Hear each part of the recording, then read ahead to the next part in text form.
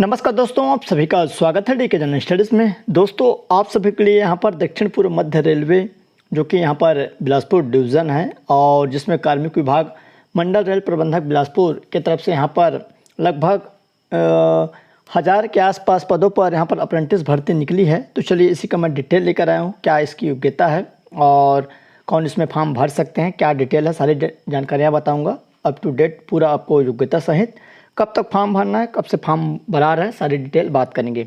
Channel में पहली बार आए हैं, चैनल को सब्सक्राइब जरूर कर लीजिए, साथ ही साथ बेल घंटी के ज्वार बटन उसको भी प्रेस कर ले ताकि जब भी कोई नई वीडियो आए तो उसका नोटिफिकेशन अवश्य मिले।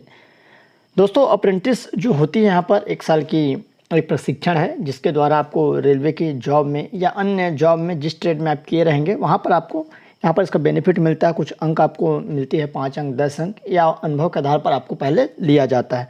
तो आप सभी अभ्यर्थियों के लिए बेनिफिट रहेगा। तो चलिए मैं जल्दी से यहाँ पर स्टार्ट कर देता हूँ। वर्ष 2024-25 के लिए दक्षिण पूर्व मध्य रेलवे बिलासपुर मंडल में अप्रेंटिस एक्ट 1961 एवं अप्रेंटिस नियम 1962 के अंतर्गत यह जो भर्ती निकाली गई। कहाँ आपको फॉर्म भरना? दक्षिण पूर्व मध्य रेलवे बिलासपुर मंडल में अप्रेंटिस एक्ट के अंतर्गत निम्नलिखित पद नामित ट्रेडों पर अप्रेंटिस के रूप में चयन के लिए बिलासपुर मंडल हेतु पात्र उम्मीदवार से ये वेबसाइट है https:/apprenticeshipindia.org। वेबसाइट पर दिनांक आपको यहाँ पर 12/4/2024 रात 12 बजे तक फॉर्म भर सकते हैं। तो ऑनलाइन आपको फॉर्म भरना है, कब तक है? 12/4 मतलब 12 अप्रैल तक लास्ट डेट है। तो और जल्दी से जो भी अभ्यर्थी फॉर्म भरना चाहते हैं, करना चाहते हैं तो भर सकते हैं। क्या क्या पद है चलिए मैं आपको बता दूं। तो सबसे पहले जो ट्रेड है कारपेंटर का है, टोटल 38 पद है यहाँ पर देख सकते हैं। उसके बाद है कोपा का है, कोपा में 100 पद है जिसमें सभी का अलग अलग है। 40 अनारक्षित में है, ईडब्ल्यूएस में 10 है, अन्य पिछड़ा में 27 है, अनुसूचित जाति में 15, अनुसूचित जनजाति में 8। उसके बाद ड्राफ्टमैन सिविल में टोटल 10 पद, इलेक्ट्रीशियन में 137 पद, इलेक्ट्रॉनिक मैकेनिकल 5 पद, फीटर में यहाँ पर 187, मशीनिस्ट में 4, पेंटर 42, प्लम्बर 25 और RAC मैकेनिकल 15। उसके बाद यहाँ पर सीट मेटल वर्क 4, स्टेनोग्राफर अंग्रेजी 27 पद है यहाँ पर, स्टेनोग्राफर हिंदी का 19, डीजल मैकेनिकल 12 पद, टर्नर का 4 पद, वेल्डर का 18 पद, वायरमैन के यहाँ पर 80 पद। वायरमैन की भी भर्ती निकलते हैं, अभी हाल ही में विज्ञापन आया था वायरमैन के बिलासपुर में। उसके बाद रासायनिक प्रयोगशाला सहायक का 4 पद, डिजिटल फोटोग्राफर का 2 पद। टोटल यहाँ पर 733 पद है। एक और यहाँ पर पद है इंटर्नशिप के लिए, उसको भी मैं आगे बताऊँगा। तो इसमें 733 पद बताए गए। उसके बाद यहाँ पर अलग से आपका भूतपूर्व सैनिक और दिव्यांग के लिए भी अलग है। तो लगभग 800 प्लस पदों के लिए भर्ती विज्ञापन है। शैक्षणिक योग्यता क्या रहेगी? अभ्यर्थी को 10/2 शिक्षा पद्धति के तहत 10वीं पास या मैट्रिक या इसके समकक्ष उत्तीर्ण होना चाहिए, 10वीं पास होना चाहिए। साथ ही साथ दूसरा है अभ्यर्थी को किसी भी मान्यता प्राप्त संस्था से संबंधित ट्रेड में ITI की परीक्षा उत्तीर्ण होना अनिवार्य है।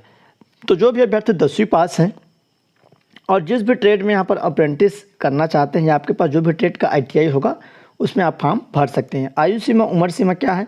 अभ्यर्थी की आयु 12/4/2024 को कम से कम 15 वर्ष और अधिकतम 24 वर्ष से ज़्यादा नहीं होना चाहिए। अधिकतम आयु में अनुसूचित जाति, अनुसूचित जनजाति के उम्मीदवार को 5 वर्ष की छूट, मतलब अगर आप ST SC से हैं तो 29 वर्ष के हैं तो फॉर्म डाल सकते हैं।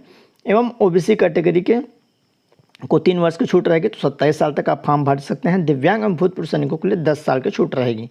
तो 24-10-34 तो 34 साल तक दिव्यांग और अपना जो भूतपूर्व है अगर आज के डेट में 34 साल के हैं, अगर आपको अप्रेंटिस करनी है तो आप यहाँ पर भर सकते हैं। OBC वाले 27 साल तक। समुदाय जन्मवार तिथि यहाँ पर दे सकते हैं। अनारक्षित अभ्यर्थी कौन फॉर्म डाल सकते हैं? तो 12/4/2002 से 2000 से यहाँ पर 12/4/2009 इसमें छूट शामिल नहीं होगा। तो छूट मिलाकर आपको यहाँ पर दिया जाएगा। जैसे 12/4/1990 से 12/4/2009 तो इसमें लगभग छूट मिल चुका है। तो छूट मिलाकर आपको ये रहेगा। तो देख सकते हैं अपना अपना जो कैटेगरी है उसके हिसाब से। उम्र में छूट हाल ही का जाति प्रमाण पत्र संलग्न न करने पर ही मिलेगा। तो सेंट्रल में अलग जाति सर्टिफिकेट रहती है तो उसका एक अलग से फॉर्मेट आता है जो SDM कार्यालय में बनता है, 1 पन्ने का रहता है, तो उसको आप बनवा सकते हैं। अप्रेंटिस प्रशिक्षण की अवधि एवं छात्रवृत्ति, तो चयनित अभ्यर्थी प्रशिक्षु के रूप में लगाए जाएंगे तथा उन्हें 1 वर्ष की अवधि के लिए प्रशिक्षित अप्रेंटिसशिप ट्रेनिंग के लिए भेजा जाएगा। उन्हें छत्तीसगढ़ राज्य सरकार के निम्नानुसार प्रशिक्षण के दौरान वजीफा छात्रवृत्ति का भुगतान किया जाएगा। अप्रेंटिसशिप ट्रेनिंग पूरा कर लेने के बाद उसका प्रशिक्षण समाप्त हो जाएगा। तो लगभग यहाँ पर 10,000 के आसपास आपको जो छात्रवृत्ति है मिलती है।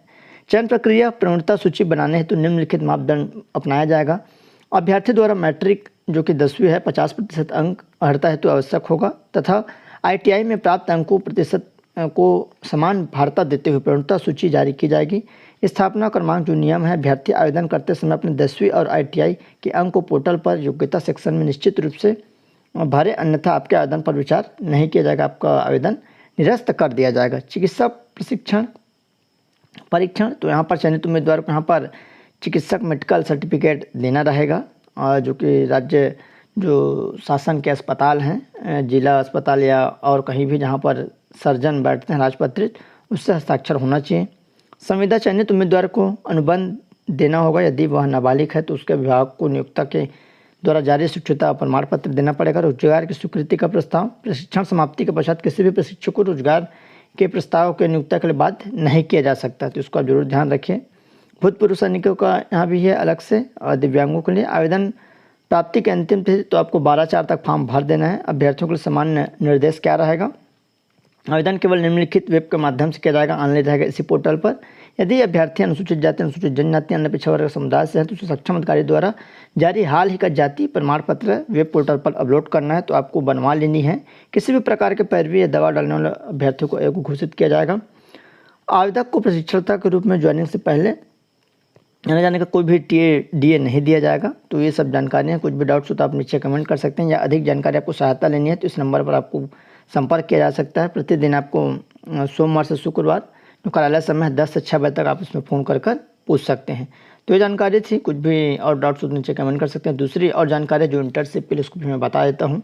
देखिए यहाँ पर दूसरी जो निकली है दक्षिण पूर्व मध्य रेलवे की तरफ से ही निकली है, जिसमें अधिसूचना है कि विषय है क्या है, ग्रीष्मकालीन में विभिन्न जो तकनीक है, यहाँ पर आप देख सकते हैं विभिन्न तकनीकी महाविद्यालयों, ITI और मैनेजमेंट कॉलेजों में अध्ययनरत जो स्नातक छात्र छात्राओं रेलवे गैर रेलवे को प्रशिक्षण वर्ष 2024 में देने के संबंध में।